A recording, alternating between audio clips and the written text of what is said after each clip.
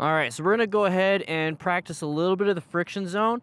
And what we're doing is just letting out the friction or the clutch lever a little bit, just a tiny bit, very slowly while we're in first gear. And what that does, it allows the bike to move forward. And this is very important when it comes to shifting and taking off from a stop. And then when we do slow speed maneuvers, you can actually control the speed with the friction zone and throttle, okay? So we're not gonna use throttle right now on the right hand, just a little bit of friction zone, and use our legs to balance. So we got this camera right here, and what we're gonna do is go ahead and get back on the bike, and I want you guys to see this. All right, so turn on the bike just like we did.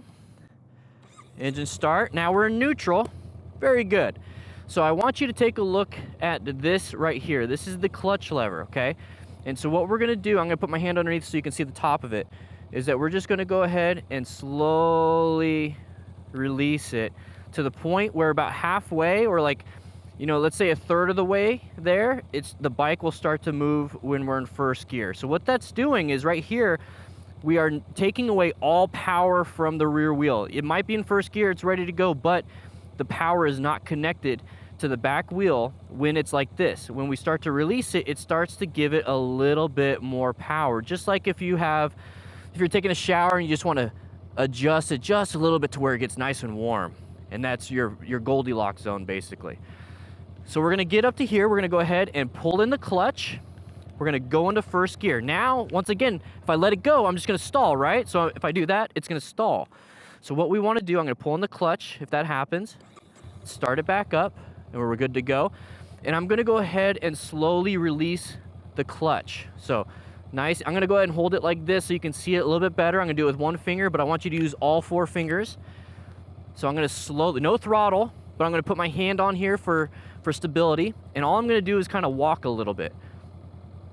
Letting it out just a little bit. It's not moving yet, and I can feel the bike starting to move. Squeeze it. I'm gonna get back in position. I'm gonna put my feet nice and forward like this, and I'm gonna release it nice and smooth. And now we're moving. So if I kept it like this, this is the speed I'm doing. So I'm gonna squeeze it back in and do it again. Nice and easy. Now you're gonna get better and better at this, and if you have your own bike, or if you're at the MSF and you're practicing this, because it's one of the first exercises, you're gonna get to the point where you can just let it out right where it starts to give it power. And that's where you want to get to. You don't want to always start and shift where it's just like, okay, 1 Mississippi, 2 Mississippi, 3 Mississippi, 4 Mississippi, 5 Mississippi, 6 Mississippi, 7 Mississippi, 8 now I'm moving. You want to get to a point in your riding journey to where you can just go, okay, cool, and then you go. So what we're gonna do, or what I want you to do, is to just, with your feet like this, squeeze in the clutch, go all the way back here, start finding that friction zone, going right here.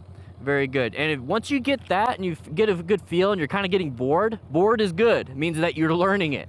It's not exciting anymore because it's not new, it's not novel. So now that you're bored, go ahead and get it to the friction zone, and at the same time as squeezing the clutch, squeeze the front brake. Release the front brake, get back into position. So once again, go into friction zone, squeeze both. Release. I'm gonna do this so you can see it, but I want you to use 4 fingers. Friction zone, squeeze. Not a slam, don't slam it, nice and squeeze. It's called progressive braking. What I like to describe it as, you have a half of orange, and you have a glass of, right there, and you wanna squeeze some orange juice into the glass. Well, you start off with some pressure, it starts getting some juice, but then if you don't give it more pressure, no more juice. So you have to get a little bit more, and a little bit more, and a little bit more, and a little bit more. If you smash it, orange juice goes everywhere. So once again, a nice, easy, gentle squeeze. So here we go, I'm gonna show you this. Squeeze. And you're squeezing in the clutch at the same time as you're squeezing the front brake. That is your front brake. You do the same process to the rear brake, but it's a lot easier when you're riding, you have both feet up.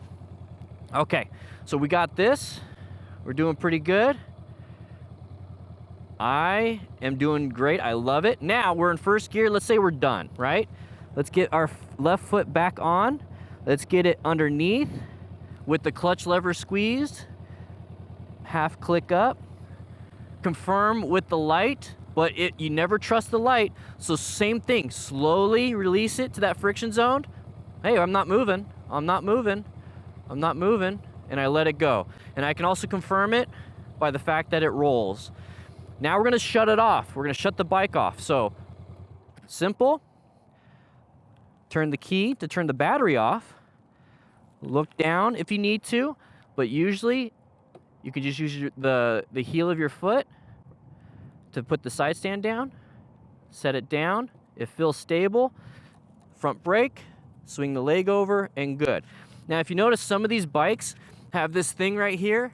This makes it so that your heel can actually turn it. Now if you like stand on it, you could bend this, so be very careful to only use it to put it up and to put it down. Don't stand on this. Stand on this part right here. This is the peg, okay? And this is one of your primary controls too.